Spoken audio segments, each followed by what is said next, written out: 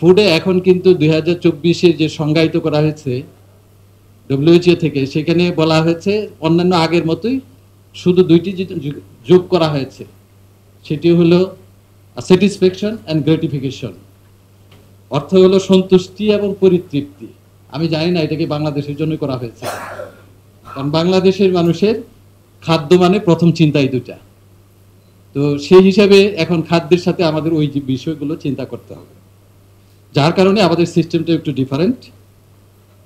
তো আমরা এখন এখানে অনেকগুলো কথা শুনেছি, ফার্টিলাইজারের বিষয়, পেস্টিসাইডের বিষয়, এএমআর এর বিষয়, অনেকগুলো কথা আমরা শুনেছি। আরেকটি বিষয় IKT, indigenous knowledge and practices, technologies, এটি কিন্তু আমাদের প্রশংসার দাবিদার বাংলাদেশ।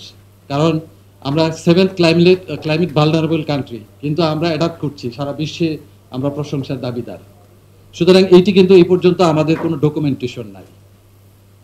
এই যে প্রযুক্তি যেটা কৃষকরা তৈরি করেছেন বা কমিউনিটি তৈরি করেছে, সেই ধরনের প্রযুক্তির যে বিষয়গুলো আমাদের জায়গাগুলো নাই। আমাদের আরেকটি বৈশিষ্ট্য বাংলাদেশে, সেটি হলো ইন্টিগ্রেটেড ফার্মিং সিস্টেম। এটা বাংলাদেশের চমৎকার, রাইস মানে ক্রপ, লাইভস্টক অ্যান্ড ফিশারিজ। এখানে আমাদের চমৎকার একটা সুযোগ আছে, যেটি যদি আজকে আপনি এগ্রো ইকোলজি বলেন, এগ্রো ইকোলজির জায়গায় আমাদের এই প্রোডাকশন সিস্টেমটার সাথে এই আমাদের বর্তমান যে প্রোডাকশন সিস্টেম, এটি হচ্ছে লিনিয়ার, সরল রৈখিক।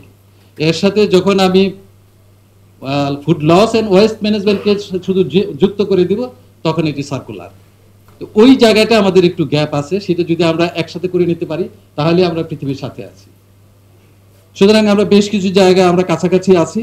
ফার্টিলাইজারের ক্ষেত্রে নিশ্চয়ই আমাদের প্রথম, যেহেতু জনসংখ্যা অনেক বেশি, পেস্টিসাইড আমরাই কিন্তু শিখিয়েছি কৃষকদেরকে, পেস্টিসাইড দিতে হবে, ফার্টিলাইজার দিতে হবে। এখন এটি ওনাদের দোষ নয়, ওভার দ্য টাইম আমরা বেশি প্রয়োগ করছি কিনা, সেটি থেকে এখন ব্যাকওয়ার্ডে আসার একটা বিষয়। এবং এই ব্যাকওয়ার্ডে আসতে গেলে আমরা যতই কথা বলি কেন, যদি এভিডেন্স তৈরি না হয়, সাকসেস স্টোরি তৈরি না হয়, তাহলে এটা রেপ্লিকেট করা সম্ভব হবে না। সেই রেপ্লিকেশন করার জন্য আমাদেরকে কাজ করতে হবে এবং এভিডেন্স বেস করতে হবে।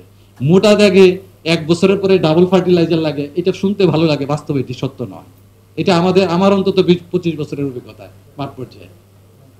এইরকম না সিস্টেমটা, আসলে লাগে বাট এইরকম না।